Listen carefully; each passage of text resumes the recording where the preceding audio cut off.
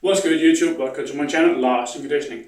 Science-based lifting will keep you small, and here are some reasons why this is the case. Reason number one, science is always trying to figure out the next best answer.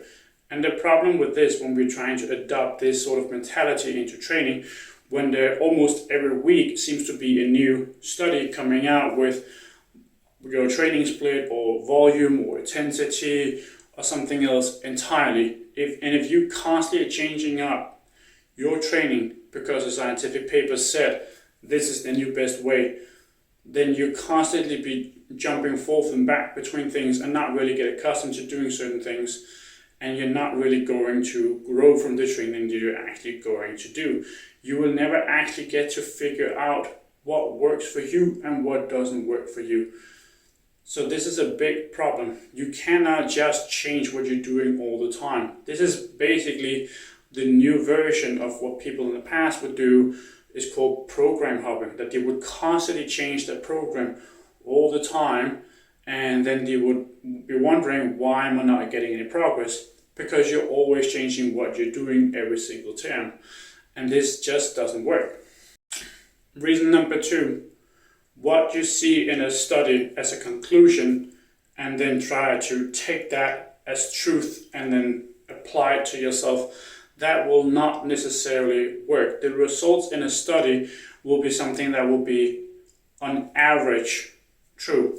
But even if you look at the graph for sets when it comes to terms of like gains and training split and all these sorts of things, you can see there will be people that will be falling above and under the average bell curve that the research papers have found out. And you may or may not fall above or below, or you may actually be right smack in the middle. You don't know, because you haven't tried. You don't know if 5 sets of bench press 2 days a week along with other exercises is too much for you, because you haven't tried. You don't know if you can get progress with 2 sets, because you haven't tried. And this is something that you need to figure out over time, that you need to try these certain things. There is a big correlation between how strong you are and how many sets that you can realistically recover from. When I was newer, I could very much get away with doing 20 sets 3 times a week on a muscle group. So doing 60 sets a week on a muscle group, because it was just so weak, it didn't matter. I couldn't fatigue my muscles or my nervous system enough for that to be a problem. My body would just easily recover from it. Now, it's a completely different ball game. The stronger you are, and this is something you will find yourself over time, the stronger you are over time, the fewer sets you'll actually be able to handle, because the absolute load is going to be that much higher. Relative load does not matter. Relative load only refers to the weight that you're moving versus your own body weight. The absolute load is what is important, because that is what your muscles are going to experience. Your muscles will not experience like, oh, this is like 2 to 1 in terms of my body weight, so therefore it's X amount of difficulty. That's not how it works. Your muscles will simply experience the absolute load, and the absolute load will basically identify how much you can actually do and how much recovery time that you will need.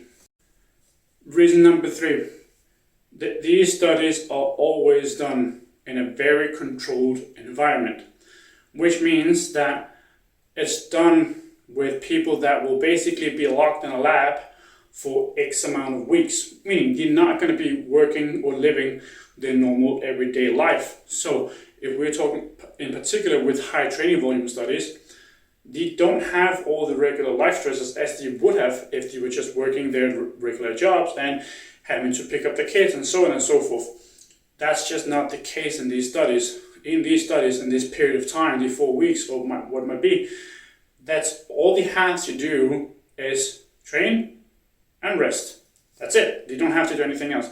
But that's not your life, or at least most of you, at least probably. You're going to have a lot of other things going on in your life. School, work, stress, a partner, kids, whatever it might be. And so it's not just realistic to take these findings and then try to apply that to your life. If you do that, that will be a recipe for disaster and also be a recipe for you not getting any results whatsoever. Reason number 4, one thing that the studies will never be able to mention or find out is, what do you enjoy doing in terms of your training? Like, are there particular movements that you find more enjoyable than others? Then you should do those, completely regardless of what these scientists or science-based influencers are calling a B tier or C tier movement. If there's a particular, what they have called a C tier movement, that you enjoy the ever-living crap out of, do it. Because if you love doing it, you're going to train more intensely with it, and you're ultimately going to be getting more out of it.